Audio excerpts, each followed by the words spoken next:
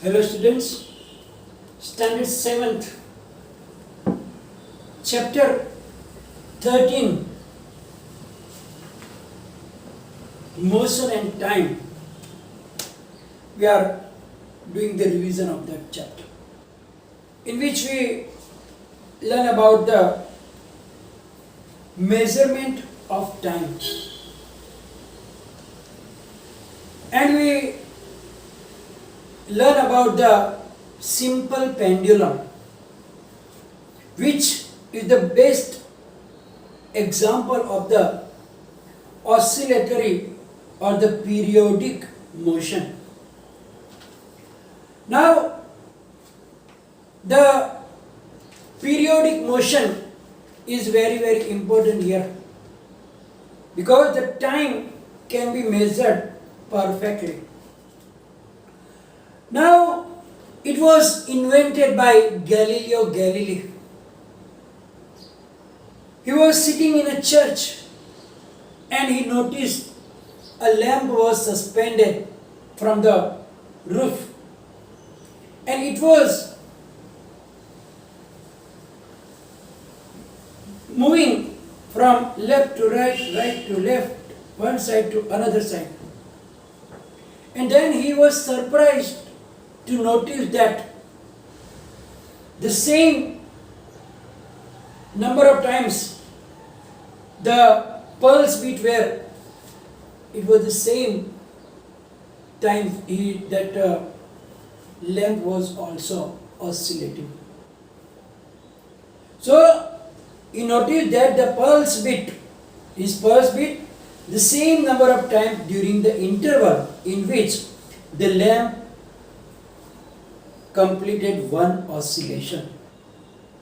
And then that observation led to the discovery of the pendulum, and then those pendulums are used to make the wall clocks, winding clocks, wristwatches, etc. etc.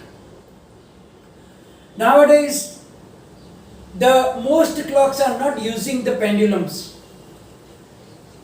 but they are using the electric circuits with one or more cells, and they are known as the quartz clocks.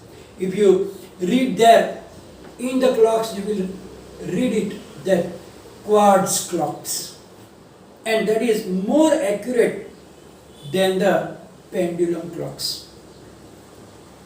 Now, units of time and units of the speed. Generally, we know that the basic unit of time is a second, and it is denoted by the symbol small s. Means 32s written, it means that it is 32 seconds. 75s means 75 seconds. The larger units are minutes, which in short is written as MIN, and still bigger is the hour, which is denoted by H. And you know the relations between those units, like 60 seconds make 1 minute, 60 minutes makes 1 hour. Then we know the bigger units also, like 24 hours make a day,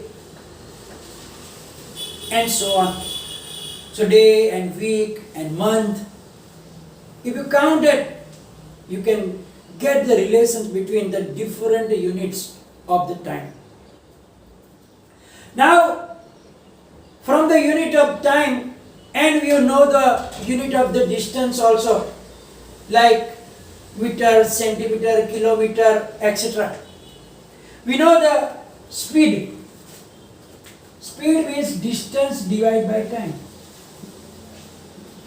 We know the formula to find the speed is distance divided by time. So generally the distance is taken in meter, time is taken in second. Therefore, we can say that basic unit of speed will be meter, then slash second. It is written read as meter per second. It is read as meter per second. So that is the basic unit of speed. But there can be different type of also, like meter per minute or kilometer per hour, etc. also can be used according to the situation. But the basic unit which is used in the calculations of the numericals is the meter per second. And we have to remember that unit of any is written only in singular. It means that we can't write down like 5 meter per second, not 5 meter per seconds. If the distance between two cities is 50 kilometer, we have to write down 50 km, not kms. Means the units cannot be written in plural, always in singular. Time taken is 5 hours, then you can't write down 5 hours. 5 hours, 3 seconds, 20 minutes. Yes, when we talk about it, that 20 minutes, that is different. But when you specify the unit, then we write down, especially in the calculations, we write down in the singular form only. We don't have to write down it in the plural. Now, we know that why these are different units used, because we don't use the same unit every time. We choose the unit according to the situation. For example, if you want to measure the length of this marker pen, we don't use the big unit like meter or kilometer. It will be inconvenient, so we'll use generally the centimeter. But now length of the room, then it is so many centimeters, so you will use meter. Then distance between two cities, you can't measure in centimeter or meter, two small units. Therefore we use kilometer. Similarly for the time also, if it is a small interval, you use seconds or minute. For bigger, hour, etc. So according to the situation, we have to use the convenient unit for the different categories, like meter for the distance also, for the time also, and according to that you will get a different unit of the speed also. Now, you know how small or the large is a time interval of 1 second. How they decide? So it is given here, the time taken in saying aloud 2001. If you speak like that, 2001.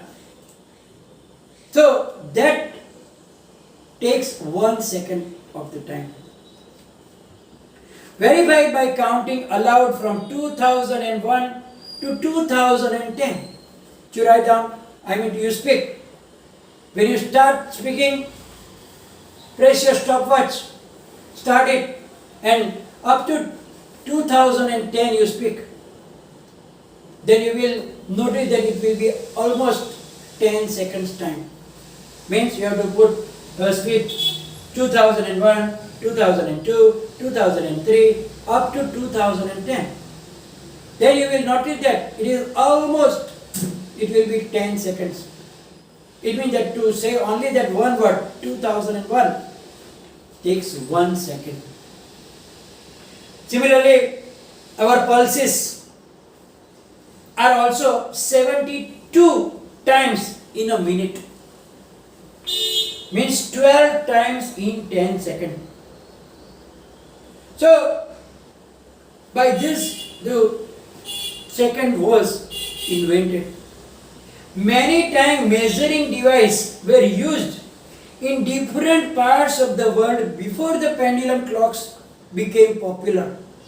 And that were the sundials, water clocks, sand clocks, which are shown in this pictures also. This is the sundial, which is situated at the Jantar Mantar in Delhi. This is, I think everybody knows about it. That is the sand clock and that is the water clock. So before the pendulum was invented, the different time measuring devices were used in the ancient times. Now, according to our knowledge, we saw that the smallest time interval is the second. But nowadays, there are time interval can be measured still the smaller than a second. Like as small as 1 millionth or even 1 billionth of a second. You know that 1 second is also very, very small time of interval. But nowadays, the devices are used such that they can measure 1 millionth or 1 billionth of the second also. And those are known as microsecond, nanosecond, etc. 1 microsecond is 1 millionth of a second. Means 1 million microsecond makes 1 second. And so on. Similarly, nanosecond, when 1 billion nanosecond come together, it will make 1 second. So, the scientific research are using this smallest interval of the time like nanosecond or microseconds, etc. Now, similarly, in the historical events, we use the big amounts also, like millennium, centuries, ages, etc., etc. also. But now, we don't have to worry about those big or the very, very small. We have to worry about only this that we are using, like second, minute, hour, etc. Measure of the distance, we already know about it, that we use the scale or the measuring tape, etc. Similarly, if you know the measure of the time and measure of the distance, then according to that, you know that how can we find the distance. Now, it may be interesting to know that amongst you is the fastest. How? So, if you want to compare your speed of walking or speed of cycling with your friends, then what you have to do, you need to know the distance. For example, if you are going from your house to the school, then you need to know the distance between your home and your school. Then you need to know the time taken by you and time taken by your friend to reach the school. Then by using this formula, as I told you, speed is equal to distance divided by time. So you have to put your distance from your home to school, your friend's distance will be distance from his house to the school, and the time taken by both of you. Then you find the speed. And whose speed is more will be faster, whose speed will be less is the slower. So you can compare the speed, that who is fast or who is slow also by this situation. So now on your page number 150 there is a table also in which you can count the speed of the ball. Means you have to make the group of the students, or you can find any of the things. So distance moved any and time taken by a moving ball. So you have to take a ball, distance you have to count, and how much time was taken. Then every time you can find the speed of that moving ball. Rockets launching satellites into the earth orbit often attain speeds up to 8 km per second. Means in 1 second it can cover 8 km also. While the other hand, you know that tortoise or a snail, they move only with a speed of about 8 centimeter per second. What a big difference. 8 kilometer per second, 8 centimeter per second. Because rocket is moving very fast, while the tortoise, speed of tortoise is very low, less. And therefore, we can easily compare like that. And you're supposed to know that when we compare the speed of both two or more objects, then there must be same units used. If one of them is kilometer per hour, the other is meter per second, then you cannot compare them. So you have to convert them in the same unit. You can see in the table number 13.4 in your textbook that some of the objects and their speeds are given. Now, the falcon, the cheetah, bluefish, rabbit, squirrel, domestic mouse, human beings, giant tortoise and snail. These are the some living organisms, and their speed is given in kilometer per hour. Now, if you want to convert that kilometer per hour, then you are supposed to know how to do it, because when you compare them, the units must be in the same level. So, suppose it is given that the speed is, like given that speed of falcon is 320 kilometer per hour. Now we know that 1 kilometer is equal to 1000 meter, and 1 hour is equal to 60 minutes. But we need it in meter per second. Generally the basic unit of the speed is meter per second. So 1 hour is equal to 60 minutes is equal to 60 multiplied by 60. That is 3600 seconds. So if you want to convert from kilometer per hour to meter per second, what we have to do? We have to multiply that 320 by 1000 and you divide it with 3600. It means that meter per second, if you want meter per second, then that kilometer per hour multiply by 1000 divide by 3600. That you should remember, that when you want to convert the kilometer per hour in meter per second, then you have to use this formula. So now here you can see that cancellation can be done here.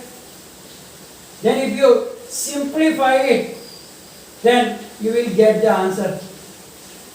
Like 18 to the 36, 5 to the 10, 6, 3, 6, 3 is 18, 3, 1 is 3, 3, 6 is 80, and so on. So you have to simplify that and write out the answer will be in the point, or maybe sometimes it can be in the whole number also.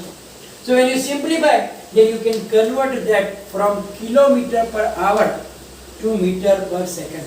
So just you have to remember that if it is given in kilometer per hour, you have to multiply by 1000 and divide by 60 into 60 means 3600. Then you can easily convert it into meter per second. Now we know that in your car or truck, any vehicles have on the dashboard there will be two types of meters. One shows you the distance covered and the one will show you what is your speed.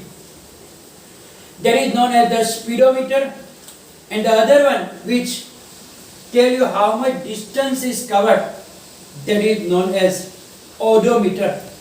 So from that also you can see that what is the speed of that vehicle that you are moving. Now here we are going to finish today's session.